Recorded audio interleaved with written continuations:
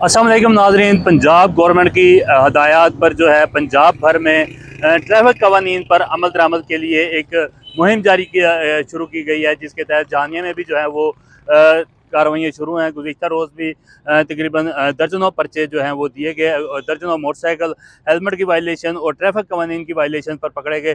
आज भी थाने के सामने जो है, थाना जहानिया के सामने एक मेले का समय है और लोग बड़े तादाद में यहाँ पर मौजूद हैं। मोटरसाइकिलों के खिलाफ कार्रवाई की जा रही है।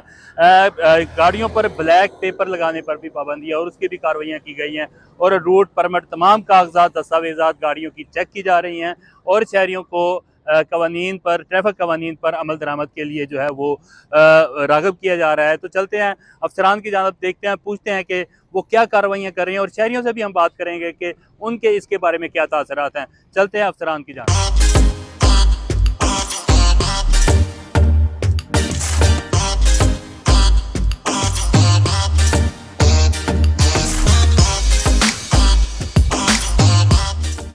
सीएम साहबा पंजाब, मरियम नवाज साहबा का विजन है महफूज पंजाब। उस पंजाब पे आज इनिशिएटिव हमने उठाया है। आज से हम उस पे जो कानूनी नए तरमीम शुदा आए हैं उन पे अमल पैरा हैं और आवाम को हम बता भी रहे हैं और साथ साथ उस पर कंप्लेंट्स भी करवा रहे हैं ताकि हमारा सफ़र महफूज हो सके।